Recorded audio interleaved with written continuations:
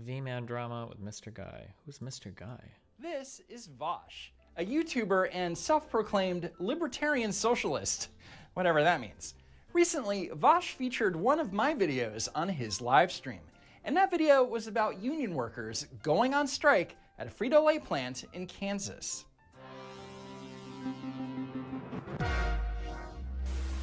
The Frito-Lay strike and analysis. Somebody just pointed this out in chat. Don't walk, run productions. I think I covered this guy's video once before, and I remember him being a dumb fuck, so... So clearly, VAUSH is off to a very respectful and objective start. Whatever. But before we get into it, let me recap my video and the strike itself.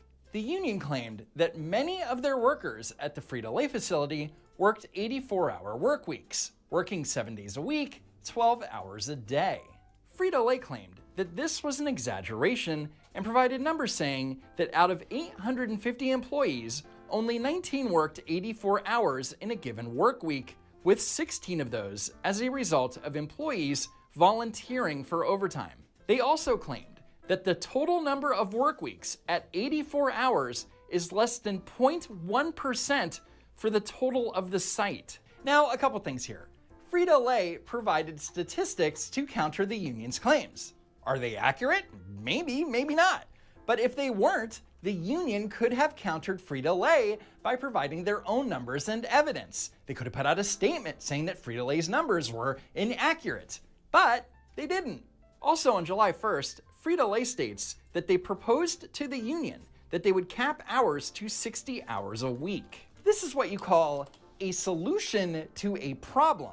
Regardless of how many employees were working 84 hours in a given week, the overtime cap would have ended it once and for all. But when the union went on strike, they claimed that they were fighting for an end to 84-hour work weeks, even though Frito-Lay agreed to cap work weeks at 60 hours. And according to labornotes.org, the union took the 60-hour limit off the table because some union members had expressed concerns that the cap would mean higher seniority workers would end up being forced to work on their weekends after lower seniority workers reached the 60-hour limit.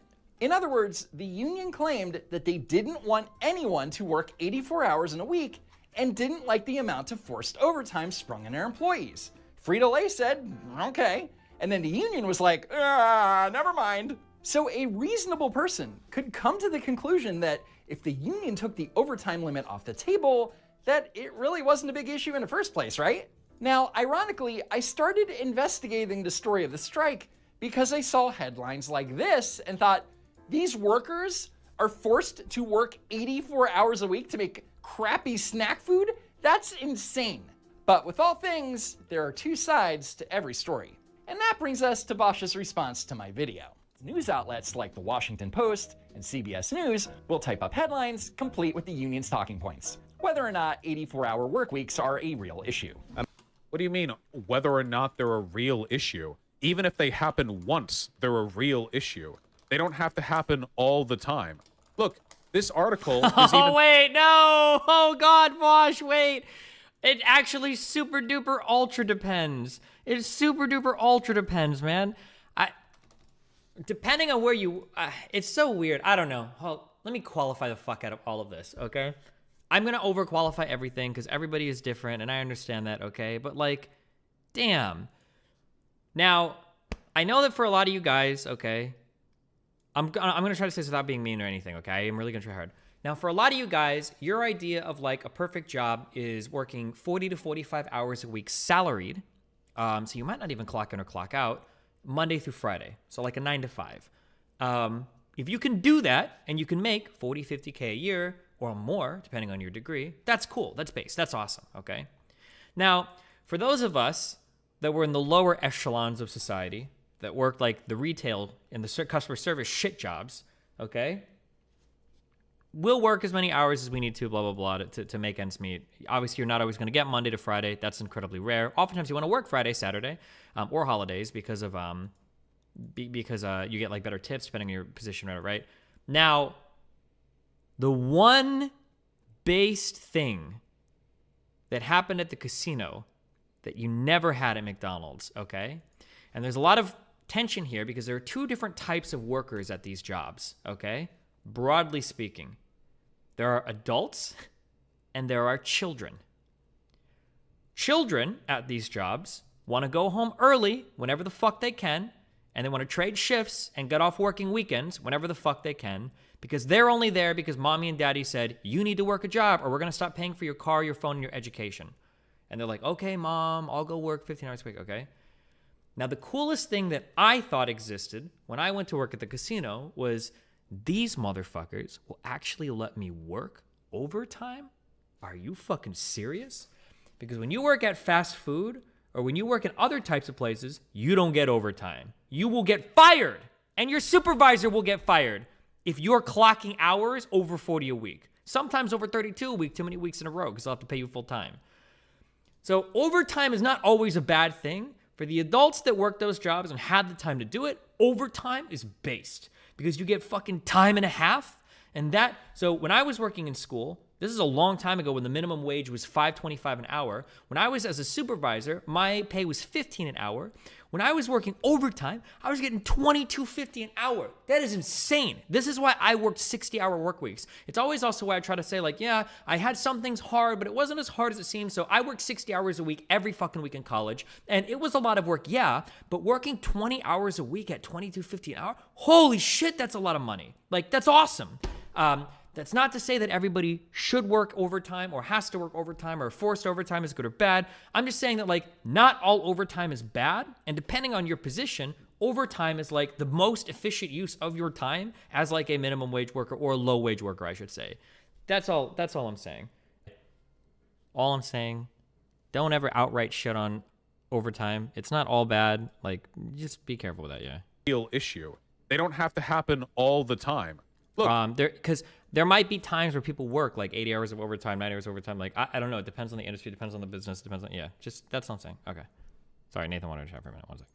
this article is even being conservative with its language. Include 84-hour work weeks. What do you mean conservative in its language? Right there in the article, it says many of the plant's 800 plus workers toil 7 days a week and up to 12 hours a day. How is this conservative language? It's just quoting the union.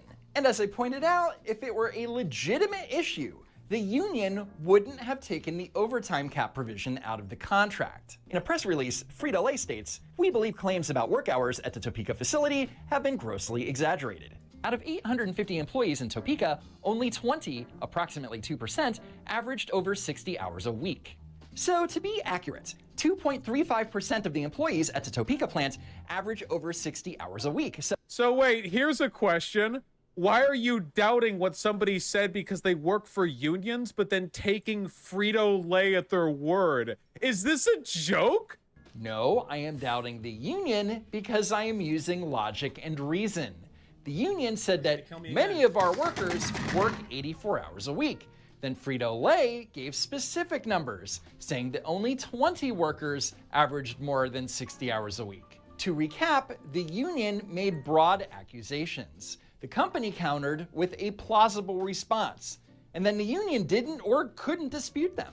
Frito-Lay states, "Our records indicate..." Wait, no way. Wait, really? First of all, I just want to, so first of all, we should. What? So I'm curious, what is VAUSH's idea here? Does he think that, and they could be, I guess, but does VAUSH think that Frito-Lay is just outright like lying?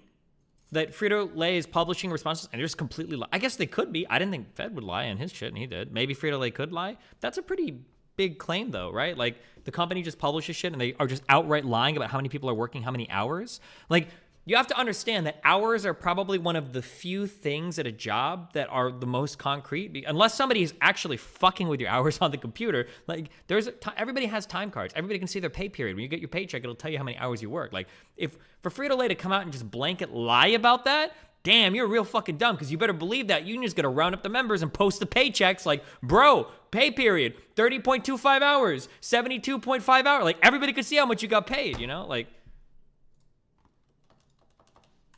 trust Frito-Lay's statement on any of this. Why? what is the reason we shouldn't trust Frito-Lay's statement? At least I provided reasons for doubting. Hold on, somebody in chat, Jordan, said something about how like there might not be forced overtime, but a company culture can make it feel expected. That is true, and that is bullshit. I didn't mind working a lot of overtime because I had bills to pay and shit, and I'll do it. That's fine. That's why I worked a fuck ton. But it is a little bullshit when a boss calls you in and they're like, "Hey, we really need you to come in on Sunday," and you're like, "Man, I don't know if I want to come in on Sunday." So do you want Jeff and Sam to suffer through their shift? Because we don't have anyone else to work that shift. No one else is available. And they're gonna get fucked because of you. Man, fuck you. Hire somebody else. Don't make me do overtime because your ass is too lazy to pay another fucking employee, motherfucker. And it doesn't even make sense. You want to pay me Dude, there were so many times where I got called to come in on it, and now I liked it, but you're gonna pay me $22.50 an hour to come in and work overtime on my shift because our minimum, our starting wage for the servers, for front of house people there, was $9 an hour. Why are you bringing me in and 3x like paying me for like what you could just hire another worker to do? That shit is cancerous as fuck. It happens. That's why I think I memed about this in the past, but the joke then became, honestly, I think actually it probably worked differently. It wouldn't surprise me because of how fucking stupid corporate everything is. I'm willing to bet that the reason why they did it, I was never a manager, so I didn't see how that far behind the scenes. But I bet they probably have two purses. One is like a budget for employees, and another is probably a budget for like supervisors and shit. So they could probably bring me in to work on a shift and pay me overtime out of that budget versus like that's like a guess. I only say that because of how fucking stupid all the casino like budgeting and shit for all the departments was. That maybe, I don't know.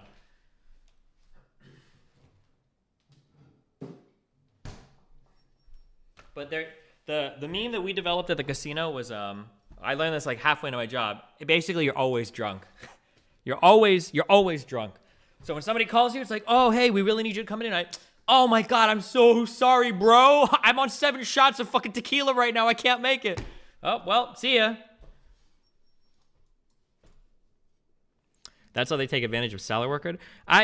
People have given me mixed opinions on this in the past. And I've never worked a white-collar job, so I don't know. But based on what I saw in restaurants, I would never be fucking salaried. Fuck you. Salaried people get the fucking train ran on them. Fuck that bullshit. "Hey, what's up, Chad? Oh, cool. You're salaried at 45 hours a week? Oh, well, we're going to need you to work 2 extra shifts this week because we don't have anyone to cover, and we can bring your ass in to do it for free." Fuck that bullshit. Fuck salaried shit. I would never do that.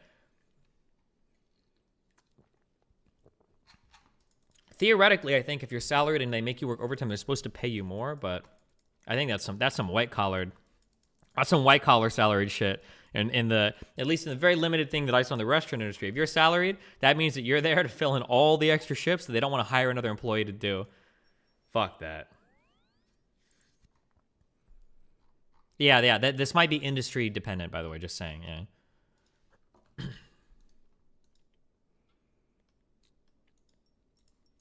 Union's claims, VAUSH didn't provide anything. So while VAUSH is falsely accusing me of bootlicking Frito-Lay, he's blindly licking the union's ass. Next, I talk about the 16 workers who supposedly volunteered to work 84 hours in a week. Okay. So if 84 hours a week are making bank, as for the that's the defense. Hey, at least they're getting overtime pay for their unfathomable work hours. Shame they can't use it on anything because they don't have any time to experience any of the joys of life. Well, that's why it depends on if you work one 87-hour week, then you do have a lot of time. Like, right? If you work one huge fucking overtime week, and it's funny, the funniest thing here, this is why it's so important to like have a foundation of which to work through your ideas, because you say so many things that in hindsight or in other circumstances make you look dumb. Like, what is the argument here? Like, "Oh, wow, you're going to work a fuck ton of overtime and fuck your whole life up so that you can enjoy it later." Like, wow, yeah, that's realistic. This is exactly what we complain about, like police unions and firefighter unions doing, is pension spiking. People will spend a whole year working a fuck ton of overtime, or 2 years working a fuck ton of overtime, because oftentimes their pensions are based on the last like 2 or 3 years of service. So people will fucking work themselves to the bone for the last 2 or 3 years of like whatever job they have, and then when they retire with a pension that's higher than their previous salary because they work so much overtime. Like, it is totally possible to work a lot of overtime and then, you know, go back to working your normal 40s. Like, you can do that. Is Destiny literally defending don't walk, don't run? I'm not defending any individual. I'm just, when people say stupid shit, I'll call them out on it. This don't walk, don't run guy, he might be a fucking asshole. He might be a fucking Nazi. I don't know. But so far, I haven't seen anything like super ridiculous that he said. That's it. So VAUSH's argument is working 84 hours a week doesn't give them time to experience any of the joys of life. Well, maybe not in the short term, but maybe they have long-term goals.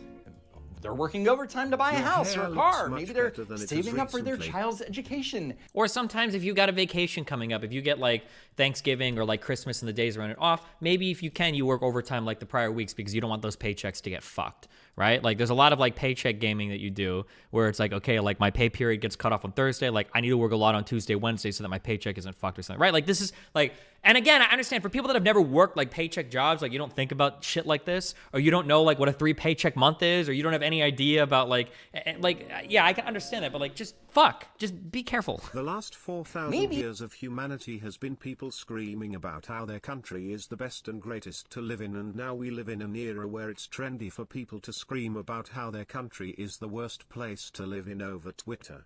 Nice. Isn't your retirement based on your hourly wage, not the raw salary number?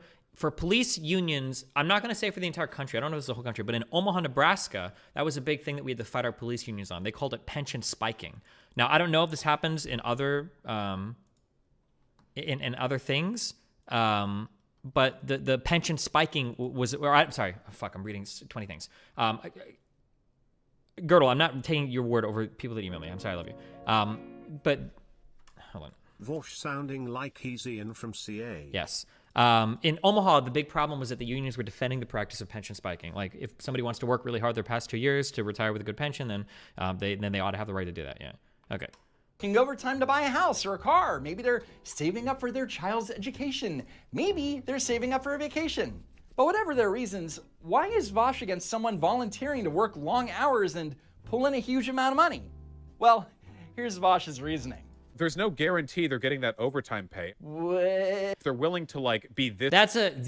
Okay, so it is possible because this is a don't walk, don't run, and maybe some people hate this guy. Maybe this guy is selectively editing out VAUSH. Maybe VAUSH does justify that. If you're going to start talking about stolen wages, though, that's a really big claim. I hope you have some evidence of that. It's ruthlessly exploitative. They're probably willing to break overtime payment laws as well. Just because something works in theory doesn't mean that it necessarily works in practice. I am trying to think of the clusterfuck that your accounting department would be trying to pay somebody over 40 hours a week on a physical paycheck, but not giving them overtime. That sounds like one of the worst compliance nightmares in the fucking world. I could see a small business doing it because they don't give a fuck, but Frito-Lay? Can you imagine? I don't know who, does anybody here work in accounting? Like, can you imagine the clusterfuck, the paper trail of having like a 55-hour paycheck? Or it would be like a 92-hour paycheck because they usually have 2 pay periods on it, right? Or 1 pay period will be 2 weeks, right? Can you imagine having like 92 hours listed and no overtime or whatever? Like, that would just be the biggest paper trail fuck you in the world. Like, you would get so fucking destroyed on that. Not to say that, by the way, not to say that it doesn't happen. I'm sure that they're absolute, like, wage theft is a real thing. There were times at fucking, it happened. It was very rare because if people got caught, they would get fucked for it, where somebody would be like, you need to clean that shit up, but like, I'm not paying you, clock out and like finish this shit and leave. Now, it was rare because it was a huge fucking liability thing in every job that I worked. If you're off the clock and you get hurt or some shit happens, whew, everything is fucked. I only saw this happen like 2 times in my life, but it does happen. And I'm sure there are other jobs where it happens, where it absolutely happens in other places, but like en masse, there's a mass, especially with union workers, there's a mass culture of having people work overtime and not paying them. You got to have some proof for that, homie. Like, holy shit.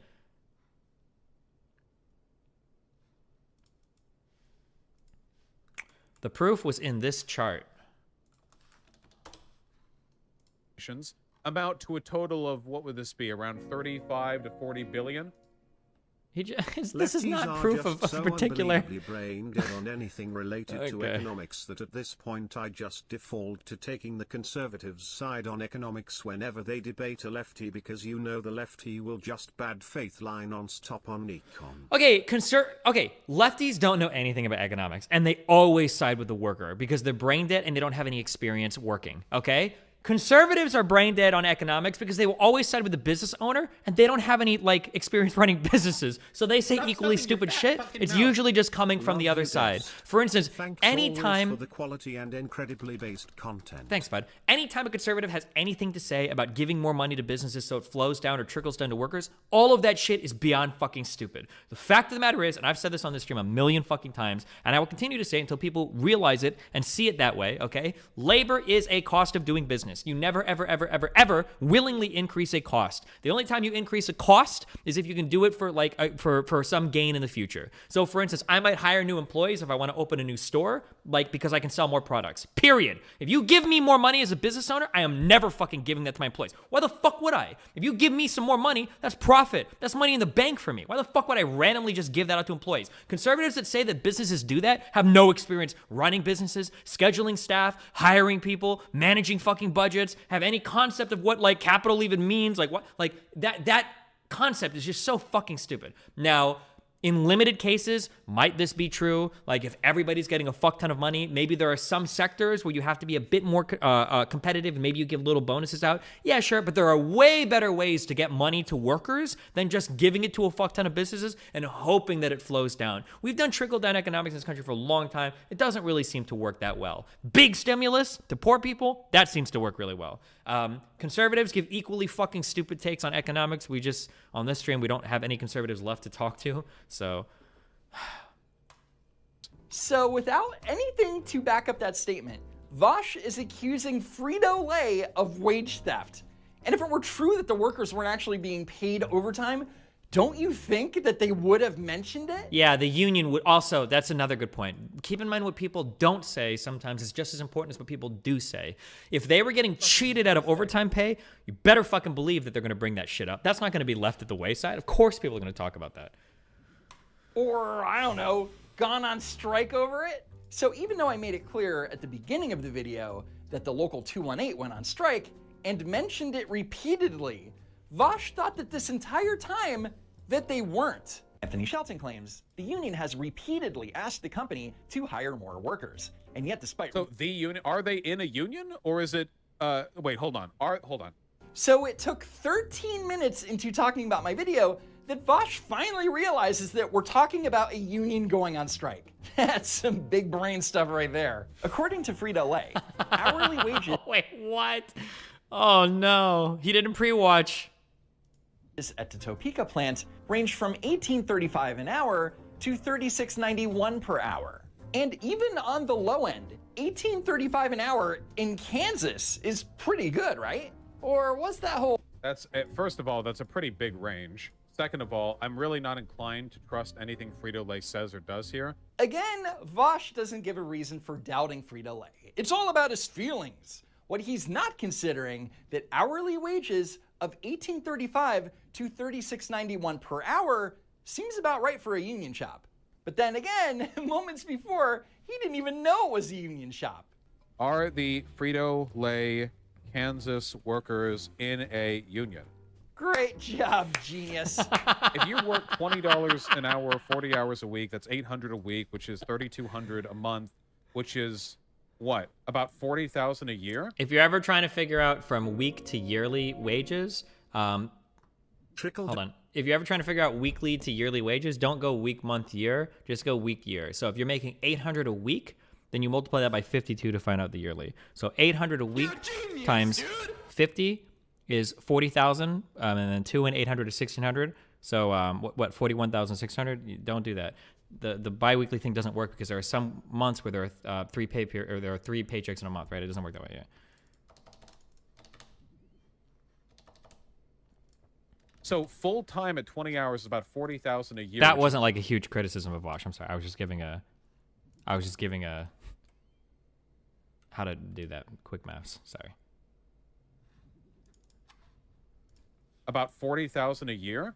So full time at 20 hours is about 40,000 a year, which is below the median income for a household. I mean, he's comparing an individual's yearly salary, which is below about 40,000 a week, which is 3,200 a month, which is what? About 40,000 a year. So full time at 20 hours is about 40,000 a year, which is below the median income for a household. I mean, Why would you compare household income to one earner, though? Number one. And number two, why are you looking at the lower end of their pay instead of the upper end or even the average, even the middle end? It was 18 to 32 an hour, right? So shouldn't you be looking closer to like 25 or... He's comparing an individual's yearly salary to median household income, which can consist of 2 or more incomes. Why is he comparing the two? Because he doesn't know what he's talking about. if they're doing hard work, if they want higher pay, they should be able to push for it. And by the way, here's a quick question. Hey, I'm guessing this guy's a big lover of freedom and free market economics. Why do unions not have a right to push for a higher wage? Why do workers not have a right to push for a higher wage? I don't know what this guy's going to say, but if I was guessing, they absolutely do have a right to push for a higher wage, but you can't lie to do that. You can't say, like, we have to all work 90 hours a week, and then that's not true, and say, well, don't we have a right to push for a higher wage? Yeah, of course you have a right to push for a higher wage. But that doesn't mean you just make up lies while you're doing it. That's my guess is what he should say, but we'll see what he says. Unions not have a right to push for a higher wage? Why do workers not have a right to push for a higher wage? I never said that unions and workers don't have the right to push for higher wages. Not a single time. But go ahead, watch my video and tell me the exact quote where I said that unions and workers shouldn't be allowed to negotiate better benefits or pay. Because again, I never said that. Anyway, next in VAUSH's half-baked response, I talk about how the union went on strike in the middle of negotiations, even though Frito-Lay was agreeing to their demands. They proposed to cap required work at 60 hours per week and eliminate the so-called squeeze shifts. Okay. So what did the union do? They went on strike anyway. And then they complained about the squeeze shifts to anyone that would listen. What? Why wouldn't they? No, Vaush. The question is, why would they? Because Frito-Lay told the union that they would get rid of the squeeze shifts. Oh wait, it's a statement from Frito-Lay. Am I allowed to trust it? So they offered a solution to the union, and then the union went on strike and complained about wanting to end squeeze shifts. You know, the same feel like I've squeeze outpaced shifts him that intellectually. Frito-Lay... I don't like this guy's face, but VAUSH is being a dumb fuckoo. Oh, sorry, Benelli2 donated $5. Trickle-down economics is a straw man which stupid conservatives adopted. Supply-side economics is the slightly less brain-dead idea justifying lower corporate taxes. Sure, there's like different things you can look at, like supply-side and demand-side. Skills me talked about this a long time ago. But yeah, conservatives got, like, people straw-manned the idea of supply-side economics, and then conservatives unironically adopted those positions and started regurgitating them, which is why as soon as you hear supply-side economics, usually that's a dog whistle for some dipshit that's going to talk about infinitely lower corporate tax rates and assuming that it's going to help workers. said they would end. Wait, hold on. You can't simultaneously bitch about the unions not doing enough, but then also say the unions were pushing for too much. Do you notice how these are two contradictory positions? Again, I never said that they were pushing for too much. Not once. VAUSH is acting like I said, 84 hours a week. That's it? Suck it up, losers. Or a 4% raise. What do they think the company's made of money? And does a 4% raise over 2 years sound like a lot? Not really. But again, that's what the union proposed. But with VAUSH, we're only allowed to criticize the company, not the union, because they're for the working man or whatever. The new contract includes a 4% raise over 2 years, which the union proposed and Frito-Lay accepted before the strike. The contract also eliminates squeeze shifts, which Frito-Lay proposed before the strike. The only new thing that benefits workers in the contract is that they're guaranteed at least 1 day off each week. Compared to no guarantee for any days off, that is a pretty big jump. So they striked for 19 days and got the ability to live their life for 1 day? That's something. From what I can tell, a guaranteed day off for all workers was not part of the negotiations pre-strike, as it was not mentioned as an issue in either Frito-Lay's statement or the union statements. And obviously, wanting a guaranteed day off is a very reasonable ask. So my feeling is that maybe... At this point, Destiny, you would absolutely have to agree that Excalsm was better faith and smarter than VAUSH or any lefty dipshit you have ever talked to, right? Would much rather have someone like Excalsm running the country than VAUSH 100. Excuse me, I'm pretty sure based on my public and personal conversations is way too socially conservative for me. And I don't, some of the things that he said were still a little bit crazy in my opinion. Dogan, $5. Will do. Thank you, brother K. Kona Pride. Like, I don't think I could ever get on board with X Kills Me's argument where he's like, okay, Destiny, you said that you don't like it when if corporations engage in rent-seeking behavior, if they find ways to evade legislation to make them like more competitive. And I'm like, yeah. And he's like, well, then we should just get rid of like all regulation, essentially. Now that might sound like a strong position, but that's unironically essentially what he's saying, that every time you put a new regulation in, companies will find ways to get around it, engage in rent-seeking behavior, so we should just get rid of all of it. It's like, okay, I don't know about that one, but Destiny, any advice for getting into guitars? Should I also have it behind me in any videos of me? only if you're a cutie pie girl. Or you can go back and watch if you feel like I'm strawmanning that argument, but Maybe the union didn't have to go on strike to get it, but who knows? But more importantly, this has been a union shop for a long time. Why wasn't there a guaranteed day off in the first place? Kind of makes no sense. So what did the strike accomplish? Not much. While the workers are going to see a 4% increase in pay over the next 2 years, the ones who went on strike lost 3 weeks worth of pay, which they will never be able to make up. And you're not mentioning the day off? The day off for people who didn't have a guarantee at a day off? You're not going to mention that? Okay, yeah. Wait, I'm not going to mention the thing that I just mentioned? The thing that he wouldn't even have known about had I not mentioned it? Yet he has the audacity. Someone was talking about fucking mothers. Just got here. true. To call me impressively stupid. Yeah, sure, VAUSH. What a fucking what a pathetic little wispy bearded soy faced Pot meets kettle. And with that, thanks for watching. Be sure that you're still subscribed to the channel, and I hope to see you next time. If there is next time. Wow, good one.